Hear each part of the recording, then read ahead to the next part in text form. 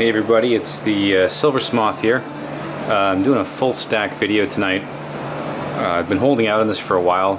I mentioned in my last video I just moved to the USA from Canada, and I was planning on making an order when I got here, but I haven't done that yet. I was going to make one this week, but the order didn't quite work out the way I wanted, and now I'm going out of the country for a couple of weeks, so I didn't want to not be at home when I had the order, so I'm going to hold off and wait till I get back.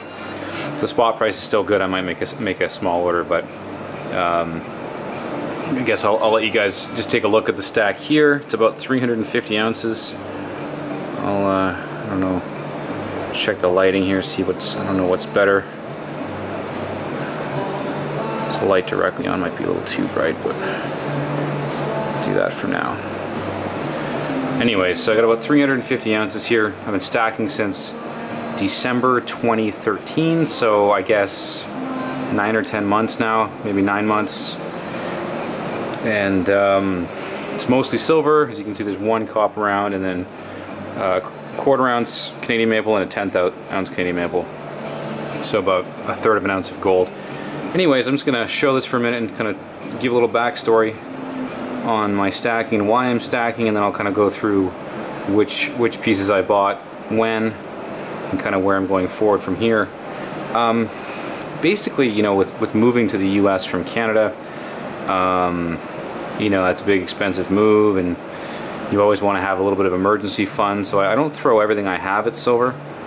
I kind of, like a lot of people, I heard about it and it kind of clicked and it kind of made sense, and I really wanted to buy some, so I kind of have to admit I watched some of the Mike Maloney's and, you know, the people on YouTube who kind of speak some doom and gloom, and felt a little bit of urgency, so I made a relatively large purchase for my first one, and over the next couple months built up most of my stack, and then I've been going pretty slow since then with just a few little deals here and there.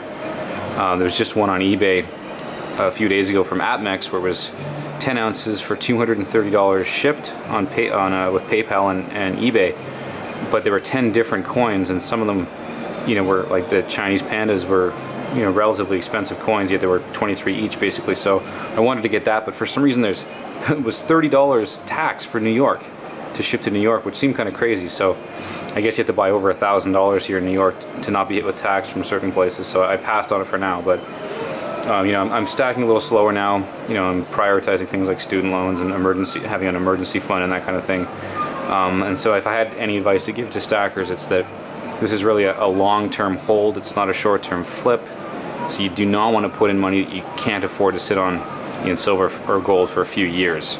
Like if you think you might need it next month for rent or for car repairs, don't put it into precious metals. So luckily I've done that from the beginning, so I've been okay. But you know, this move to the US was more expensive than I anticipated, but luckily I was okay because I had some savings. But you know, just be careful with that. You know, sometimes you see this stuff, it looks really cool and shiny. You see people on YouTube talking about, you know, the coming collapse of the economy, and you feel like you have to jump in. But you know, be careful. I was introduced to it by a guy who was more of a prepper, and I'm not at all a prepper myself. But he was talking about it, and it just kind of clicked. You know, it kind of made sense. I'm like, wow, like yeah, that's right. These have been used for money for so many years throughout history. And for some reason, I just never even thought of the fact that you could buy it for yourself or for investments, you know? Like I just thought of like regular currency, not a bullion or precious metals. So that plus the kind of, you know, Mike Maloney fear-mongering kind of made me dive in. But you know, luckily I was conservative, and so everything's fine, and I'm happy to hold this for a while. It's kind of a cool way of satisfying your spending bug and your shopping bug, you know, browsing online, shopping, buying cool things you can hold, and at the same time investing and saving. And as I said, if you're ready to hold it for a few years, it's something you can't easily go out and exchange for money or goods or services, so it's a good way to force you to save. And you know, the problem, I guess the benefit for that, it makes it hard to easily exchange it for money because of the fact that there's $1 or $2 spread between the price that you buy it at and the price you can sell it at any given time. So really the spot price has to go up $1 or $2 to even break even on most purchases, which, you know, makes it tough to flip in the short term, which really emphasizes the fact that it's a long-term hold. Unless you're doing like the ISLV paper stuff, which is, you know, a little questionable, but if you're doing short trades, that can work pretty well. So I'll go through here with my gin and tonic. Cheers, a few of my purchases from the past and let you know when I got them, and I'll do some close-ups. So the first thing I got was this 100-ounce Royal Canadian Mint bar. So I got this when I was still in Canada. This is a 100-ounce Royal Canadian Mint bar, kind of a neat bar.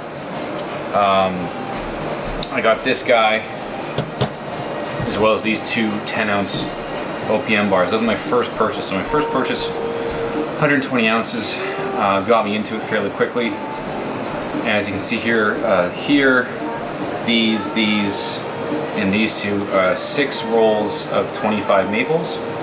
So it's 150 ounces of maples, and these are all 2014 maples. I was buying those fairly regularly, like once a month or twice a month I'd go out and buy a roll. So that fairly quickly brought my stack up to, you know, just under 300 ounces. And I also bought these 2 rolls of 20 Sunshine Mint rounds. I've showed these in previous videos.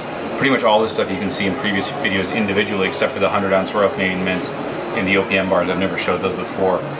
I was holding out to do a full stack video until I ordered some more stuff, but I didn't. As I mentioned, I haven't done that yet.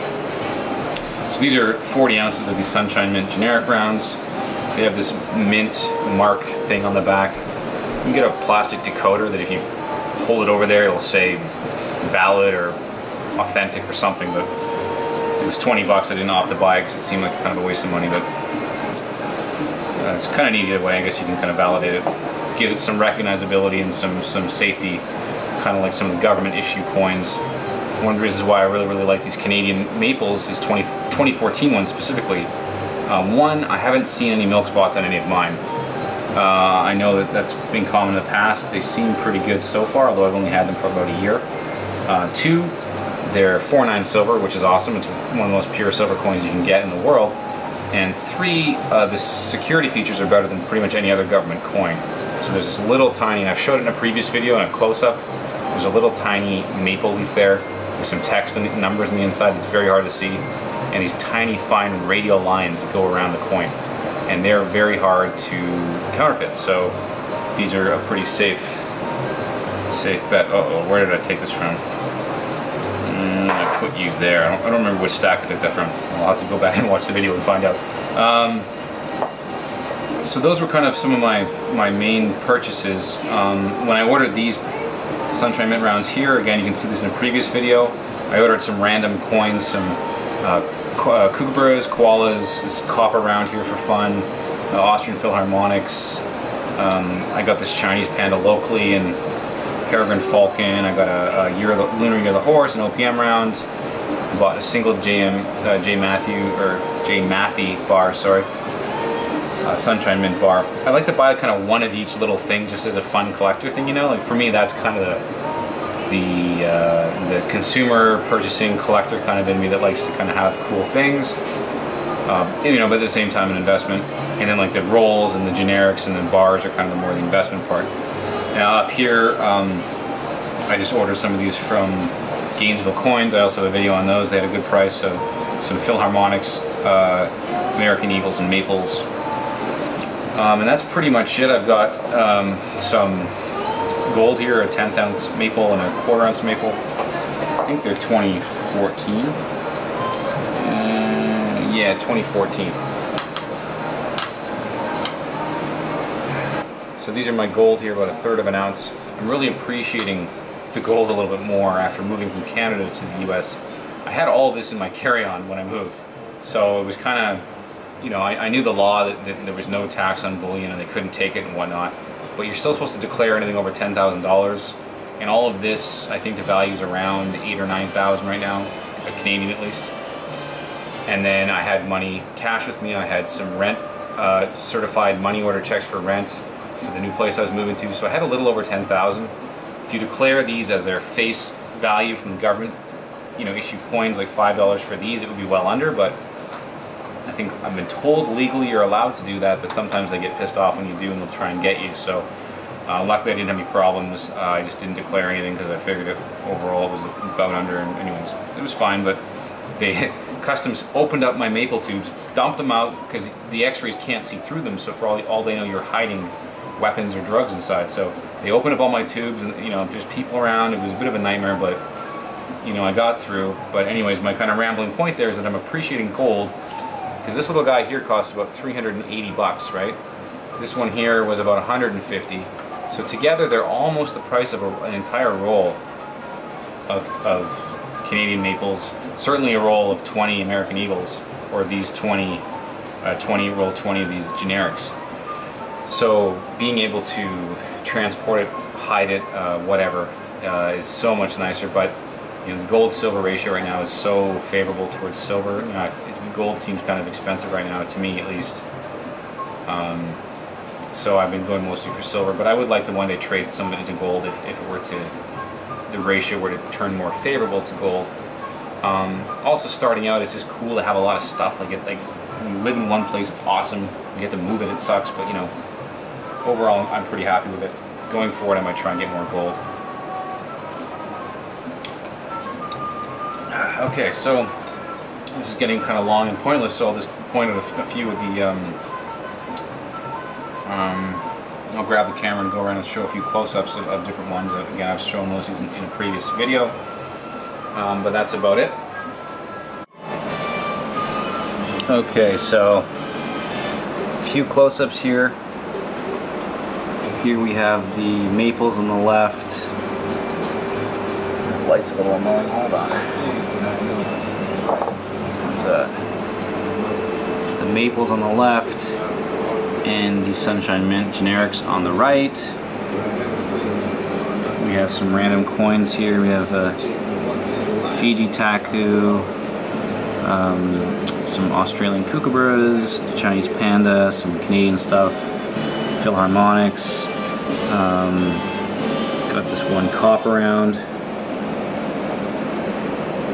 Got my two. Come on, focus. Got my two.